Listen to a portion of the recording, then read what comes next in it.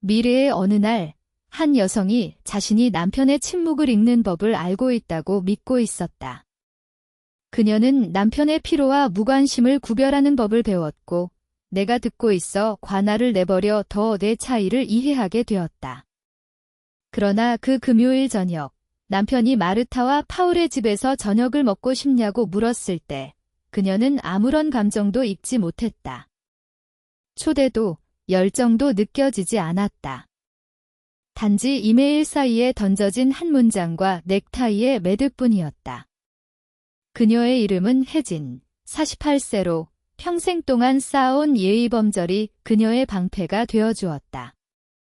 그녀는 항상 5분 일찍 도착하고 생일을 잊지 않으며 일요일마다 테이블을 꾸미고 남편의 가족에게 미소를 지으며 대하는 법을 배웠다.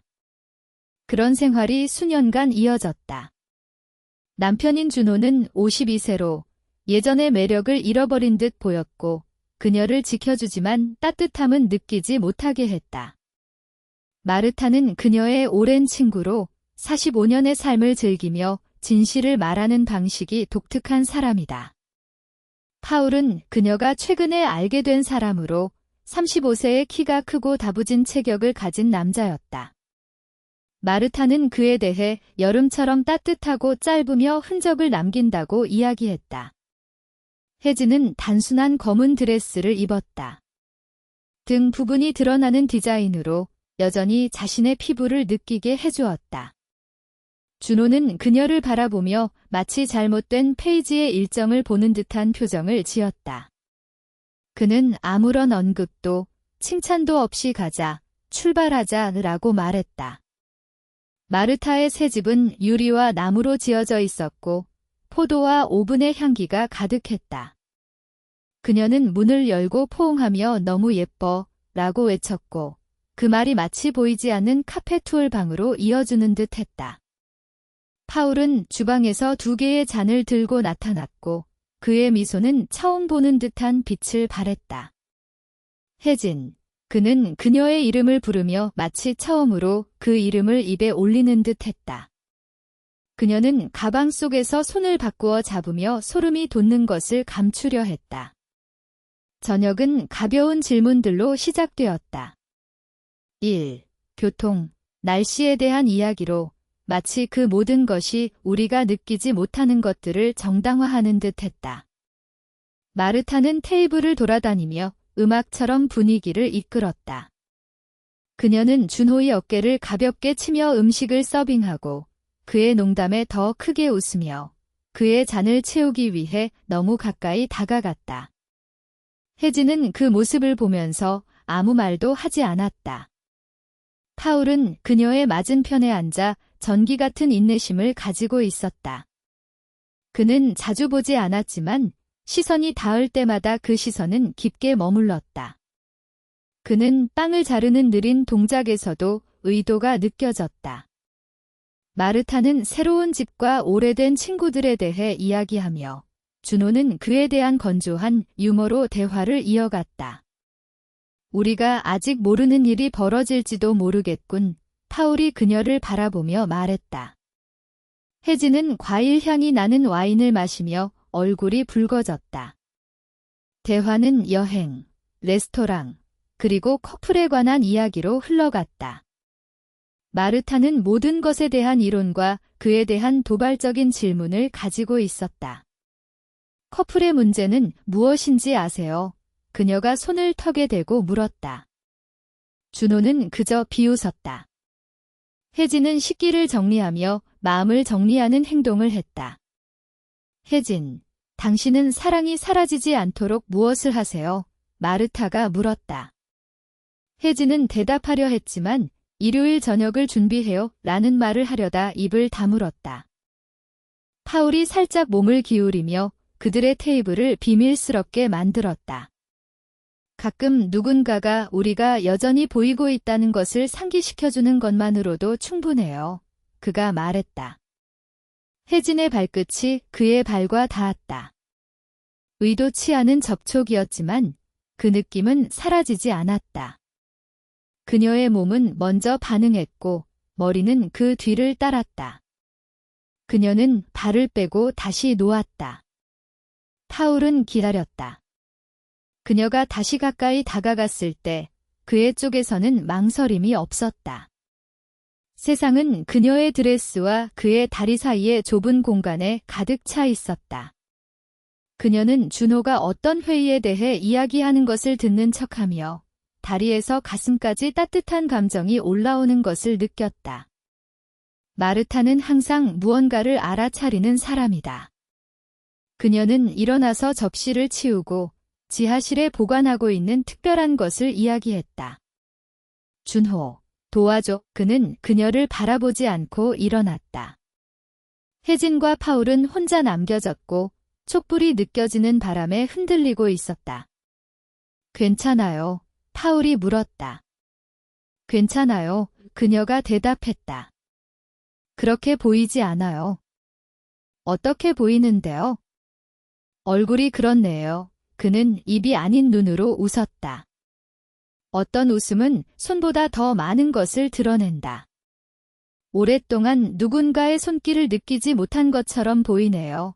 그의 목소리에서 혜진은 자신의 이름이 그렇게 온전하게 불린 적이 없었다는 것을 느꼈다. 그녀는 일어나서 화장실에 가서 얼굴을 씻고 마르타에게 두통약을 요청하거나 디그너파이한 방법으로 빠져나갈 수 있을 것 같았다. 그러나 그녀는 그 자리에 남았다. 파울은 서두르지 않았다. 그의 손은 테이블에서 잔으로, 잔에서 냅킨으로, 냅킨에서 거의 그녀의 손목으로 올라갔다. 그리고 접촉하기 직전에 멈추었다. 마치 무언의 질문을 던지는 듯 했다. 할 수 있을까요? 그녀는 숨으로 네라고 대답했다. 피부가 피부에 닿았을 때 그것은 충격이 아니라 인식이었다. 단순한 접촉, 두 개의 손가락이 그녀를 확인하는 순간이었다. 그 순간은 그녀가 잊고 있던 많은 것들을 기억하게 했다. 그녀는 몸이 있고 몸은 기억을 가지고 있었다. 지금 나가면 이해할 수 있어요. 그가 속삭였다. 하지만 당신이 남아도 이해해요. 그녀가 대답하려 할 때 마르타가 와인병을 들고 나타났고 준호는 뒤에서 코르크를 가지고 장난치고 있었다. 파울은 자연스럽게 물러났고 그녀의 손은 공중에 남아 있었다. 마르타는 잔을 채우고 준호 옆에 앉았다. 커플이 습관을 바꿀 때 어떤 일이 일어나는지 궁금하다고 말한 적 있나요? 그녀가 말했다. 더 많이 여행하라는 뜻인가요? 준호가 무심코 물었다. 아니면 하룻밤 침대를 바꾸는 건가요? 그녀가 말했다. 혜진은 차가운 것에 대비했지만 불꽃에 대비하지는 못했다. 그녀의 웃음은 가늘게 나왔고 파울은 웃지 않았다. 준호는 모든 것을 분석하며 단지 말했다. 마르타가 누구에게 그런 질문을 던졌는지 알겠네요. 마르타는 준호의 어깨에 턱을 얹으며 너무 친밀한 제스처로 대화를 이어갔다.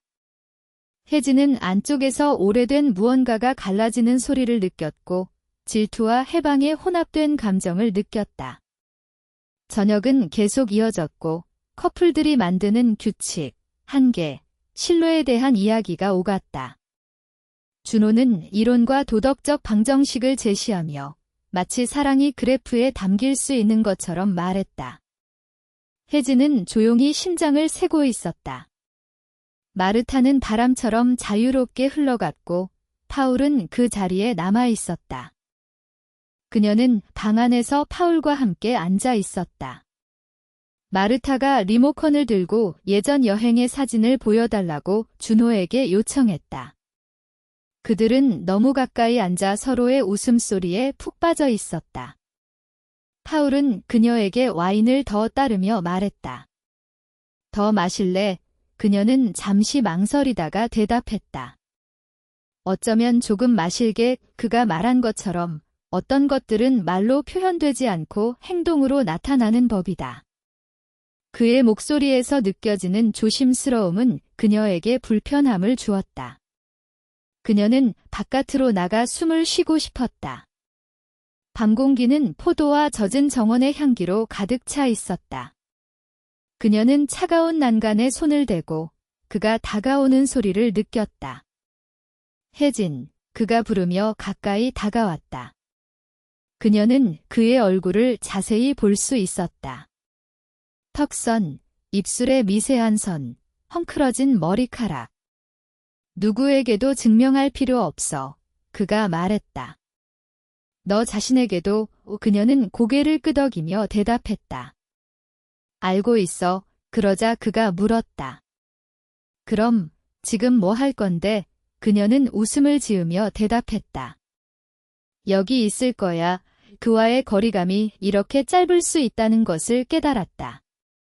첫 번째 접촉은 빠르게 이루어졌고 두 번째는 실수가 아니었다. 세 번째는 진정한 감정이 담겼다. 그의 손이 그녀의 목덜미에 닿았고 그녀는 숨을 참았다. 그 순간 그녀는 자신이 변하고 있음을 느꼈다. 내가 시작했어. 그녀가 말했다. 알고 있어. 그가 대답했다. 그리고 그는 멈췄다. 그녀는 다시 안으로 들어가 얼굴을 씻고 머리를 정리했다. 마르타는 또 다른 촛불을 켜고 있었고 준호는 문 앞에서 메시지를 확인하고 있었다. 그녀는 물을 마시며 손의 떨림을 감추려 애썼다. 마르타가 그녀를 바라보며 물었다. 괜찮아. 응, 괜찮아. 그녀가 대답했다. 모든 게 다르네. 마르타는 눈을 깜박이며 이해하는 듯한 미소를 지었다. 준호가 일어나서 이제 늦었어. 라고 말하며 몸을 펴자 파울은 접시를 치우며 커피를 마실 사람을 물었다. 그녀는 간 마실래? 라고 대답했다. 이미 심장이 뛰고 있었기 때문이다. 차 안에서 준호는 사업에 대해 이야기하고 그녀는 창밖을 바라보았다. 지나가는 불빛들이 약속처럼 보였지만 그녀의 마음은 그 약속을 지킬 수 없었다. 집에 도착하자 그녀는 신발을 벗고 드레스를 의자에 던져두었다. 잠옷으로 갈아입고 거울을 보며 자신을 바라보았다. 그녀는 죄책감을 느끼지 않았다. 오히려 새로운 가능성을 느꼈다. 그녀는 파울과 함께 자리에 누웠다. 파울은 항상처럼 다른 쪽으로 돌아섰다. 그녀의 휴대폰이 진동하며 메시지가 도착했다. 자고 있어. 라는 익숙하지 않은 번호에서 온 메시지였다. 그녀는 그 단어를 바라보며 심장이 뛰었다. 아니, 라고 대답하고 불을 끄자 어둠 속에 아직 일어나지 않은 것들이 가득 차 있었다. 그녀는 오늘의 침묵이 다른 언어를 말하고 있음을 느꼈다. 아침이 밝았다. 그녀는 아직도 그날의 기억이 남아 있었다. 짧은 키스와 피부가 다시 피부를 기억하는 듯한 느낌. 그녀는 하루 종일 서랍을 정리하며 마음속의 욕망을 정리하려 했다. 파울은 회의와 비행 스케줄에 대해 이야기했고 그녀는 고개를 끄덕이며 대답했다. 그는 아무것도 알아차리지 못했거나 알고도 보지 않으려 했다. 무엇이 더 아픈가? 눈이 먼 남편인가?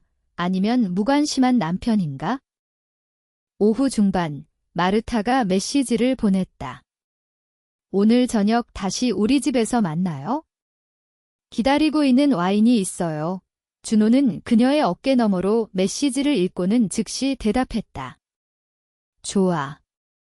우리는 산만함이 필요해. 그녀는 그보다 더 필요했지만 그건 다른 이야기였다. 그녀는 중립적인 옷을 입고 가벼운 블라우스와 밝은 바지를 선택했다. 그러나 그 아래에는 남편에게 보여주지 않았던 새로운 란제리를 입었다. 마치 피부의 비밀을 감추고 있는 듯했다. 마르타의 집은 향신료와 열린 와인의 향기로 가득했다. 낮은 조명은 모든 것을 초대하는 듯한 분위기로 만들었다. 마르타는 그녀의 얼굴에 연극적인 열정으로 입맞춤을 했다. 파울은 주방에서 어두운 앞치마를 두르고 허브를 다듬고 있었다. 그가 그녀의 이름을 부를 때 그 목소리는 그녀를 녹였다. 저녁은 전날보다 훨씬 가벼웠고 더 많은 와인과 웃음이 넘쳤다. 마르타는 크게 이야기하고 준호는 그에 맞춰 대답했다. 그녀는 분주한 순간들을 세고 있었다. 파울이 그녀의 옆에 앉았다. 그의 체온이 그녀의 팔을 통해 전해졌다. 그들은 평범함을 가장하려 했지만 모든 행동은 코드처럼 느껴졌다. 준호는 핸드폰에 집중하고 마르타는 접시를 서빙하며 파울은 살짝 그녀의 무릎에 닿았다. 그것은 우연이 아니었다. 요리하는 걸 좋아해. 그가 물었다. 응, 노력해보려고 해. 그녀는 대답했다. 나는 내가 원하는 모든 것을 시도한다고 믿어. 그녀는 와인에 걸려 넘어졌다. 준호는 아무것도 알아차리지 못했고 마르타는 미소를 지었다. 파울은 그녀의 손 가까이에 손을 올려놓았다. 만지지 않지만 약속처럼 느껴졌다. 불꽃이 타오르고 있었고 그녀는 그것을 끌지 않을지 계속 타오르게 할지를 고민했다. 후식 후 마르타는 음악을 틀고 다시 재즈를 켰다. 발코니로 나가자. 밤이 아름다워. 준호는 와인병을 들고 마르타는 잔을 가져갔다. 그녀와 파울은 뒤에 남았다. 복도는 평소보다 더 좁게 느껴졌다. 그가 그녀의 옆에 멈춰 서서 낮은 목소리로 말했다. 어제 생각하고 있어? 그럴 필요 없어. 그녀는 대답하지 않았다. 단지 숨이 빨라졌다. 그가 그녀의 귀에 입술을 대며 속삭였다. 그렇게 위험한 향수를 쓰지 말아야 해. 그녀는 온몸에 전율을 느꼈다. 한 걸음 앞으로 나갔지만 그의 몸은 그녀를 따라왔다.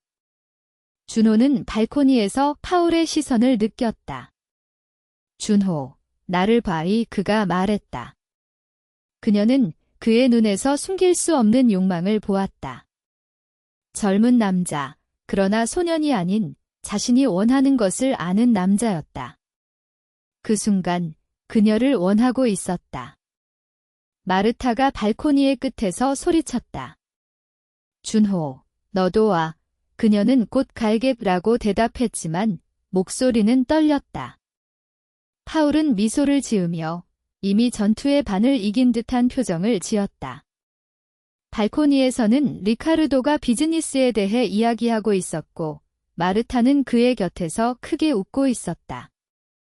그 모습이 준호에게는 아프면서도 해방감을 주었다. 파울은 그녀의 뒤에 조용히 기대어 있었고 그의 손이 거의 그녀의 등을 스치고 있었다. 그 미세한 거리감이 그녀를 더 뜨겁게 만들었다. 그녀는 숨을 고르기 위해 와인을 마셨다. 리카르도는 마르타의 관심에 행복해 보였다. 준호는 그 웃음이 몇 년간 집에서 듣지 못한 소리라는 것을 깨달았다. 그녀가 그리워하던 것들이 다른 사람의 눈에서 발견되고 있었다. 마르타가 리카르도의 허벅지에 손을 올렸다. 준호는 그 장면을 보았다. 리카르도는 그 손을 떼지 않았다. 파울도 그 장면을 보았고 그녀에게 더 가까이 다가와 어깨가 스쳤다. 그 순간 그녀는 발코니에 있는 모두가 같은 게임을 하고 있다는 것을 깨달았다. 각자 나름의 방식으로. 거실로 돌아오자 마르타가 춤을 추자고 제안했다. 저녁을 소화하기 위해서 한 곡만 그녀는 느린 음악을 틀고 리카르도를 손잡고 중앙으로 끌어당겼다. 그는 잠깐 저항했지만 결국 따라갔다. 준호는 손에 잔을 쥐고 남편이 다른 여자를 돌리는 모습을 지켜보았다. 마르타는 마치 그 순간이 자신의 것인 양 춤을 추고 있었다. 파울이 그녀의 손을 내밀었다. 함께 춤출래? 나는 춤을 잘 못 춰. 그녀가 대답하자 내가 가르쳐 줄게. 그의 손은 따뜻하고 단단했다. 그녀를 쉽게 일으켜 세우고 다른 손은 그녀의 허리 아래에 위치했다. 그 위치는 순수함과는 거리가 멀었다. 준호는 첫 발을 내딛었다. 파울이 그녀를 이끌었다. 그녀의 몸이 그의 몸에 닿자 그 접촉이 얼마나 그리웠는지를 깨달았다.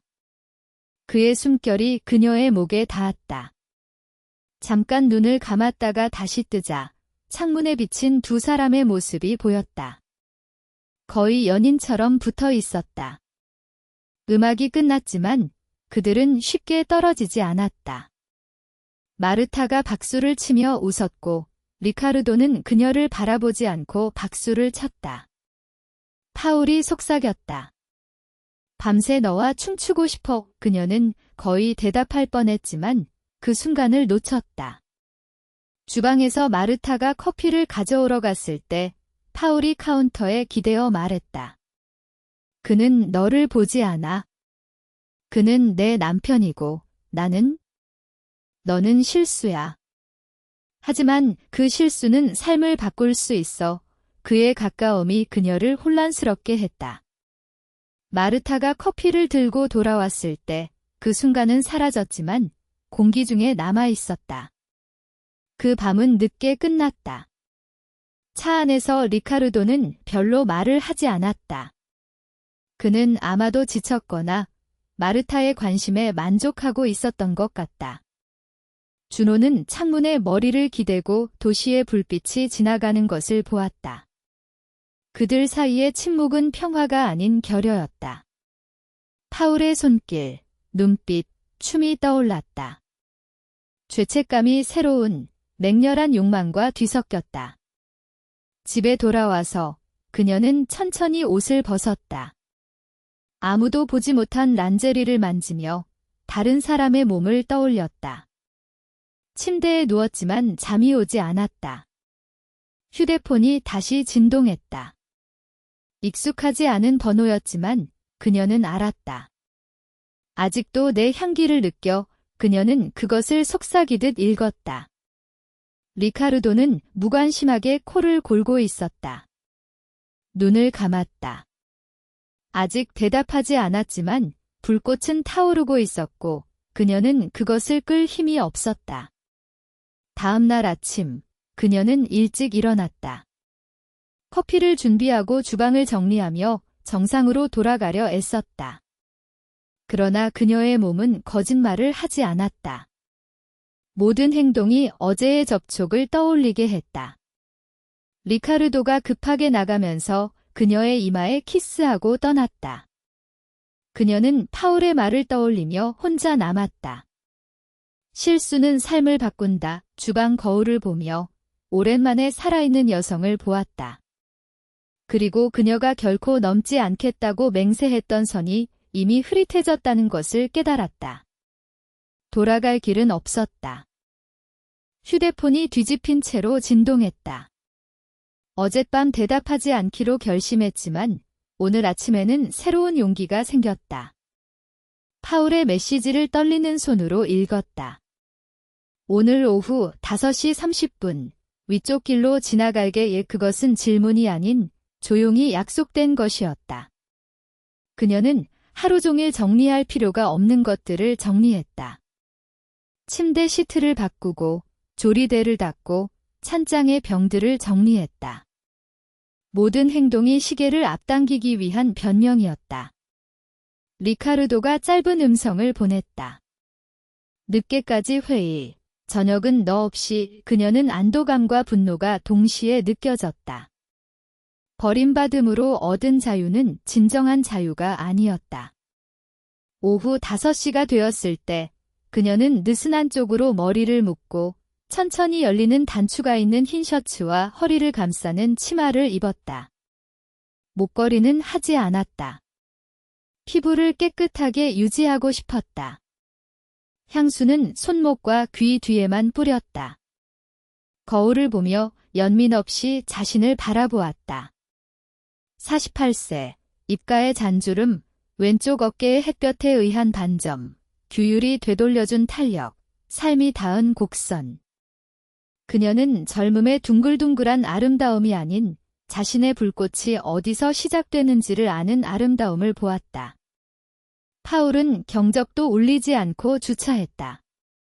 그녀는 이유를 아는 발걸음으로 계단을 내려갔다. 차 유리에서 비친 자신의 모습이 마음에 남았다.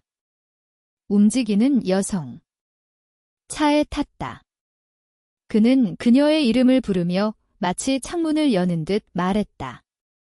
준호는 확신이 있는지 묻지 않았다. 그의 눈은 확신이었다. 길은 짧았지만 침묵은 적절한 밀도를 가지고 있었다. 설명할 필요는 없었고 모든 것이 일어날 준비가 되어 있었다. 그녀는 마르타의 집을 다시 인식했다. 파울은 옆으로 미소 지으며 마르타는 나가 있어? 주방을 쓰라고 하더라라고 말했다. 그리고 거의 속삭이듯 그녀는 우리가 보여주지 않는 것보다 더 많은 것을 알아. 그녀는 거실에 들어가며 집의 향기에 감싸였다. 나무, 와인, 오렌지 꽃의 향기. 파울은 소문을 닫듯 조심스럽게 문을 닫았다. 잠시 멈춰 서 있었다. 그녀의 몸은 이미 자신보다 앞서 나가 있었다. 그의 손이 먼저 그녀의 머리카락에 닿아 코크를 풀어주었다. 사과를 요구하지 않는 제스처였다. 머리카락이 어깨로 떨어지는 가벼움을 느끼며 새로운 시작의 느낌이 들었다. 너의 목덜미를 하루 종일 상상했어 라고 그는 비유 없이 말했다.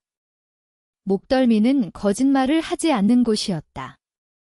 그의 손가락이 그곳을 스칠 때 그녀의 척추를 따라 좋은 놀람의 달콤함이 퍼졌다. 파울은 몸을 기울여 손가락이 따뜻해진 곳에 입술을 대었다. 그녀는 눈을 감았다. 피부가 먼저 반응했다. 그녀는 그에게 멈추라고 말해달라고 요청했지만 그 요청을 듣지 않을 것이라는 것을 알고 있었다. 대신 그녀는 자신이 원하는 것을 확신하며 그를 바라보았다. 그의 턱선, 수염의 그림자, 입술 근처의 작은 흉터가 가까이에서 보였다. 사소한 것들이 친밀함을 불러일으키는 불꽃처럼 느껴졌다. 그녀는 그의 가슴에 손바닥을 대었다. 따뜻하고 생동감 넘치며 긴급함이 느껴졌다. 그의 심장박동이 그녀의 것과 맞물려 마치 항상 그녀의 것이었던 것처럼 느껴졌다. 첫 번째 키스는 발코니에서의 반복이 아니라 깊어지는 것이었다. 파울은 빠르게 배우는 사람처럼 키스했다. 단단하지만 주에 깊고 강렬하지만 인내심이 있었다. 그의 손이 그녀의 허리로 가서 갈비뼈와 엉덩이 사이의 정확한 곡선을 찾았다. 그녀는 한 걸음, 두 걸음 물러나 식탁의 나무에 등을 기대었다. 그는 그녀를 밀어붙이지 않고 몸을 가까이 대었다. 그녀는 오랜 갈망으로 그를 다시 키스했다. 수년간 자신의 입술이 영토처럼 느껴지지 않았다. 그가 입술을 떼고 눈길을 천천히 내리자 그의 눈은 평가가 아닌 감탄으로 가득 차 있었다. 그의 시선은 손길처럼 그녀를 스쳤다. 쇄골, 피부가 반사하는 빛, 어깨의 윤곽, 셔츠의 단추들. 하나, 둘, 셋, 길을 향한 약속이었다. 그녀는 깊게 숨을 쉬며 피부가 더욱 빛나기를 바랐다. 파울은 죄책감 없이 미소 지었다. 내가 내 몸을 소중히 여기는 모습을 보는 게 좋아라고 그는 말했다. 그의 손가락이 셔츠의 첫 번째 단추를 만졌다. 열지 않고 기다렸다. 그녀는 그의 손에 자신의 손을 가져가 그를 이끌었다. 단추가 풀리는 작은 소리는 마치 종소리처럼 들렸다. 두 번째, 세 번째. 셔츠는 필요한 빛만을 들어오게 하는 커튼처럼 열렸다. 서두를 필요는 없었지만 모든 것이 지금이었다. 그의 손바닥이 그녀의 허벅지에 닿았을 때 그녀는 간단하면서도 거대한 소속감을 느꼈다. 다른 누구의 것이 아닌 자신의 것이었다. 그의 손길은 그녀가 집이라는 것을 상기시켰다. 이후 그의 손은 어깨를 지나 피부에 여름의 흔적을 남겼고 노출된 부분과 숨겨진 부분의 온도 차이를 느꼈다. 파울은 각 간격을 존중하며 마치 모든 센티미터에 이름이 있는 것처럼 대했다. 그의 손가락이 어깨에서 팔로 내려갈 때 그녀의 호흡이 짧아졌다. 그는 이를 알아차리고 서두르지 않고 깊어지게 했다. 그의 따뜻한 입술이 손가락이 지나간 짧은 길을 그렸다. 그녀는 눈을 감고 나무 패널에 머리를 기대며 자신의 몸의 소리를 들었다. 그의 손이 그녀의 옆구리를 지나 내려가 가장 민감한 피부를 만졌다. 그는 허리를 찾아 그곳에 머물며 그녀의 신뢰의 폭을 측정했다. 그녀는 엉덩이를 가까이 대는 명확한 제스처를 취했다. 그의 반응을 느끼며 그가 그녀에게 기대는 무게를 느꼈다. 아무것도 요구하지 않는 단단함이었다. 그녀의 치마가 움직임에 따라 약간 올라갔다. 맨살에 닿는 시원한 공기가 나머지를 채웠다. 그녀의 피부는 오랫동안 기다려온 듯 온전히 불타올랐다. 뭐든지 말해줘. 그가 낮은 목소리로 말했다. 남아줘. 라는 말이 적절했다. 그는 그녀의 손을 잡고 복도를 따라 손님 방으로 안내했다. 커튼 사이로 희미한 빛이 들어왔다. 침대는 약속처럼 정돈되어 있었다. 그녀는 가장자리에 앉아 셔츠가 열려 있고 치마는 허벅지 중간까지 올라가 있었으며 심장은 평소보다 더 빠르게 뛰고 있었다. 파울은 그녀 앞에 무릎을 꿇고 그녀를 높이는 듯한 자세였다. 그는 조심스럽게 그녀의 맨발을 잡고 발등에 입맞춤을 했다. 그곳은 잊혀진 곳으로 가슴과 직접 연결된 곳이었다. 따뜻함이 빠르게 퍼져 종아리, 무릎, 허벅지로 올라갔다. 그의 손길은 그녀가 감지하는 모든 것을 존중하며 움직였다. 그는 그녀의 배를 탐색하고 한숨을 멈추고 옆구리를 지나가며 피부의 질감과 의도를 느꼈다. 더 이상 멀리 갈 필요가 없었다. 그녀는 마치 한나라를 넘은 듯한 기분이었다. 파울은 그녀의 이마에 자신의 이마를 대고 그녀는 그의 향기를 느꼈다. 나무, 비누, 와인의 잔여물, 그녀가 그리워했던 모든 것이었다. 그녀의 손이 그의 셔츠를 잡아당길 때 그것은 거의 정의의 행위처럼 느껴졌다. 그녀는 피부와 피부가 맞닿기를 원했다. 그의 존재의 온도를 알고 싶었다. 그의 손길은 눈이 약속한 것을 확인시켜 주었다. 단단함, 따뜻함, 그가 안으로도 일어나고 있다는 작은 떨림. 그녀는 자신의 어깨에서 천을 치우고 셔츠가 더 내려가게 했다. 부드러운 빛이 그녀의 윤곽을 그렸다. 그녀는 그의 눈에서 자신을 보았다. 서두름도 의심도 없었다. 경외감만이 있었다. 욕망은 눈이 알면 신성할 수 있다. 그녀는 천천히 누워 마치 자신을 먼저 내어주는 듯했다. 침대 시트는 시원했고 피부는 더욱 깨어났다. 파울은 그녀 옆에 누웠고 위에서가 아닌 옆에서 그녀와 호흡을 맞췄다. 그의 손이 그녀의 얼굴, 턱, 목으로 갔다. 엄지손가락이 짧은 길을 따라 쇄골까지 갔고 그곳에 멈췄을 때 그녀는 더 이상 관찰자가 아니었다. 눈을 감아 그가 속삭였다. 그녀는 눈을 감았다. 세상은 피부의 간헐적인 접촉으로 줄어들었다. 그의 입술이 그녀의 관자놀이에 닿고 그녀의 한숨이 둘로 나뉘었으며 그의 손이 그녀의 허리 아래를 잡고 있었다. 그녀는 알지 못하는 안정감이 느껴졌다. 그녀의 척추가 느리게 아치형으로 구부러지며 그녀는 양보하는 것이 아니라 요구하고 있다는 것을 느꼈다. 그녀는 마치 누군가가 자신의 몸을 올바른 이름으로 부르는 것이 처음이자 마지막인 것처럼 모든 센티미터를 요구했다. 그들은 마지막 문을 넘지 않았다. 필요하지 않았다.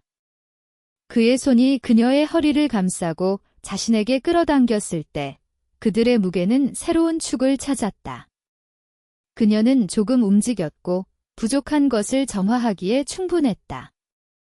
방은 스피커에서 나오는 음악이 아닌 음악으로 가득 찼다. 그녀는 자신의 몸이 통역자 없이 말하도록 내버려 두었다. 그는 이해했다. 항상 이해했다.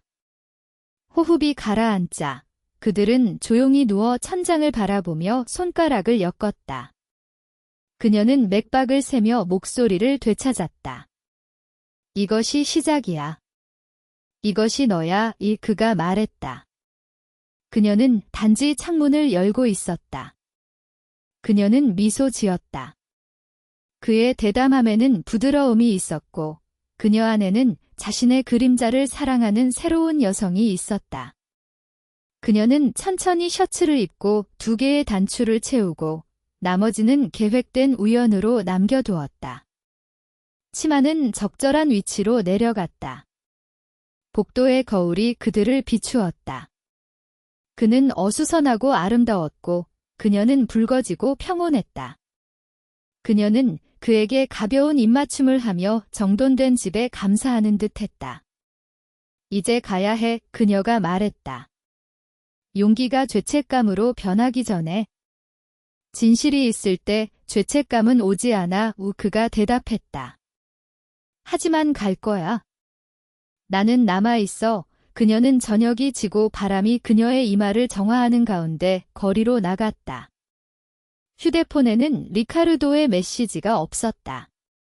가슴속에는 단순하고도 위험한 확신이 있었다.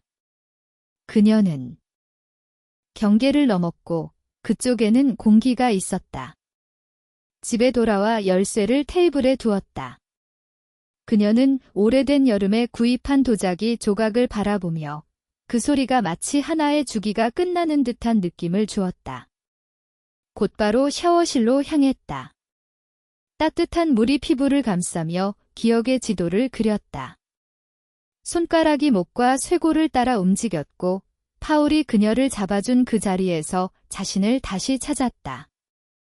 복도의 불빛을 끄고 잠자리에 들기 전에 오랜만에 사용하지 않았던 노트에 적었다. 오늘 나는 나 자신을 살았다. 노트를 덮고 스탠드 불을 끄자 어둠은 오랜만에 결코 결핍이 아닌 안식처가 되었다. 각성시라는 단어가 이렇게 폭력적이면서도 해방감을 줄 수 있다는 것을 생각해 본 적이 없었다. 마르타가 쉽게 웃으며 제안한 것처럼 하룻밤만 파트너를 바꿔보는 건 어때? 나는 정지된 듯 와인 한 모금을 입에 대고 있었다. 리카르도가 2 눈썹을 치켜올리며 2초를 계산한 후 말했다. 그건 아마 좋은 생각이 아닐 거야. 그는 반대하지도 나를 방어하지도 주저하지도 않고 내가 방정식의 일부인 것처럼 받아들였다. 방은 더 따뜻해졌고 내 몸은 더 차가워졌다. 나는 나 자신에서 밀려나고 동시에 나를 이끌었던 그 흐름이 다시 일어났다. 마르타는 승리의 미소를 지으며 리카르도의 팔을 잡고 소파로 향했다. 나는 그 자리에 서서 약간 길을 잃은 듯했다. 그러다 파울이 다가왔다. 그는 아무 말 없이 손을 내밀었다. 나는 주저했지만 내 몸은 이미 결정을 내렸다. 내 손바닥은 그의 따뜻하고 단단한 손에 맞물렸다. 복도의 정적은 다른 것이었다. 밀도 높은 공감이 느껴졌다. 좁은 벽들이 우리의 숨소리를 증폭시켰다. 파울은 손님 방의 문을 열었지만 나는 그의 팔을 잡아당겼다. 아니, 여기서는 안 돼. 모든 세부 사항을 기억하고 싶어. 낯선 침대 시트는 원하지 않아. 그는 이해했다. 마르타의 방으로 안내했다. 그곳은 자스민과 비싼 향수의 향기가 가득했다. 내가 먼저 들어갔다. 조명은 부드럽고 노란색이었으며 거대한 침대는 무대처럼 보였다. 나는 내 치마의 주름이 피부에 닿는 것을 느끼며 한 걸음 한 걸음 조심스럽게 다가갔다. 파울은 우리 뒤에서 문을 닫았다. 나무가 부딪히는 소리는 마치 봉인처럼 들렸다. 이제 돌아갈 수 없었다. 나는 침대 가장자리에 서서 옷을 벗어야 할지 망설였다. 그는 서두르지 않고 천천히 다가왔다. 마치 훼손하고 싶지 않은 예술 작품을 감상하는 듯 했다. 그의 눈은 나를 가감없이 스캔했다. 나는 그의 시선이 내 곡선 하나하나에 무게를 두고 있다는 것을 느꼈다. 헬레나, 너 자신을 봐. 그가 낮은 목소리로 말했다. 너는 정말 아름다워. 아름다워. 그 단어는 내 피부에 뜨거운 액체처럼 떨어졌다. 나는 거울을 보며 결점을 지적하던 나였지만 이제는 모든 주름과 자국이 생존의 메달처럼 느껴졌다. 그는 먼저 내 어깨를 만지며 팔을 따라 내려가 내 손을 잡았다. 하나하나 내 손가락에 입을 맞추는 그의 간단한 제스처는 나를 더 떨리게 했다. 그 후 그는 내 블라우스의 끈을 향해 손을 뻗었다. 벗어도 될까? 나는 고개를 끄덕였다. 그는 천천히 블라우스를 내려주었고 마치 여러 겹을 벗겨내듯이 나를 해방시켰다. 나는 검은 레이스 브래지어만 남겨두고 차가운 공기와 그의 따뜻한 몸이 가까이 있는 것에 의해 피부가 소름 돋았다. 파울은 급하게 다가오지 않고 나를 바라보며 내 몸에 잊혀졌던 부분을 다시 불붙였다. 내 가슴은 빠르게 오르내렸고 나는 그곳을 만져주기를 간절히 원했다. 그가 다가오며 입술이 내 피부에 닿기 직전에 멈췄다. 나는 원치 않게 몸을 아치형으로 구부리며 말없이 간절히 바랐다. 마침내 그의 입술이 내 가슴의 곡선 위에 닿았을 때 전기 충격이 나를 감싸며 낮게 신음하게 했다. 오랫동안 아무도 이렇게 너를 듣지 않았지. 그가 속삭였다. 오랫동안 나조차도 나를 듣지 않았어. 나는 떨리는 목소리로 대답했다. 그는 내 피부에 미소를 지으며 손을 내 허리로 내려갔다. 치마가 몇 센티미터 올라가며 허벅지를 드러냈다. 나는 그 천이 미끄러지며 다시 숨쉬는 살을 해방시키는 것을 느꼈다. 파울은 내 다리를 따라 손을 움직이며 내 몸을 탐험했다. 내 근육은 두려움이 아닌 배고픔으로 떨렸다. 그는 나를 부드럽게 침대에 눕혔다. 나는 등을 대고 누워 머리카락이 베개에 흩어져 있었다. 나는 동시에 취약함과 힘을 느꼈다. 그의 눈은 나를 스캔하고 노출된 모든 부분이 꽃피는 듯한 느낌을 주었다. 그는 내 치마의 단추를 하나하나 열었다. 각 클릭 소리는 심장이 폭발하는 듯 했다.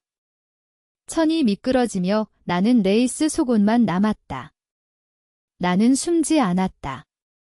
그가 나를 보기를 원했고 나 자신도 보고 싶었다. 내 허벅지의 피부는 노란빛 아래에서 빛났다. 그 곡선들은 모성, 시간, 저항의 이야기를 들려주었다. 나는 청소년이 아니었다. 나는 완전한 여성이었다. 그리고 그 순간 그것은 어떤 젊음보다도 더 에로틱했다. 너는 완벽해. 그가 말했다. 그 말은 공허한 칭찬처럼 들리지 않았다. 그것은 확증처럼 들렸다. 그는 내 옆에 누워 손가락으로 내 배에서 엉덩이까지의 길을 따라갔다. 그의 손바닥은 내 몸의 열쇠처럼 맞아떨어졌다. 나는 눈을 감고 내 안에서부터 열리는 듯한 느낌을 받았다. 내 몸은 아치형으로 구부러지고 호흡이 가빠지며 열기가 파도처럼 밀려왔다. 집의 다른 쪽에서 마르타의 웃음소리가 들렸다. 그것이 리카르도의 웃음일 수도 있었고 아닐 수도 있었다. 그 소리는 나에게 죄책감의 찌름을 주었지만 곧 파울이 내 허벅지를 따라 손을 미끄러뜨리자 그 죄책감은 사라졌다. 나는 오직 피부, 신경, 욕망뿐이었다. 그가 내 배에 선에 입을 맞추었을 때 세상은 사라졌다. 내 피부의 모든 부분이 깊은 잠에서 깨어난 듯 반응했다. 나는 그의 머리카락을 만지며 그를 더 가까이 끌어당겼다. 나는 동시에 지배하고 응답하는 기분을 느꼈다. 방은 내 숨소리로 가득 차 있었고 나는 살아있는 증거였다. 내 몸은 기억을 가지고 있지만 미래도 있다는 것을. 파울은 서두르지 않고 탐험하며 각 멈춤이 각 행동만큼이나 에로틱했다. 그는 다시 내 옆에 누워 나를 자신의 몸 위로 끌어올렸다. 나는 그의 몸에 자연스럽게 올라탔다. 내 피부는 그의 것과 완벽하게 맞아떨어졌다. 내 가슴은 자유롭게 흔들리며 무겁고 단단했다. 그는 나를 신전처럼 바라보았고 나는 믿었다. 너 자신을 봐, 헬레나. 그가 속삭였다. 너는 불이야. 그리고 나는 불이 되었다. 시간이 얼마나 흘렀는지 모르겠다. 단지 내 호흡이 느려지고 고요함이 돌아왔을 때 내 몸은 땀으로 젖어 있었고 내 마음은 조각조각 나 있었다. 나는 그의 가슴 위에 누워 그의 심장이 강하게 뛰는 소리를 들었다.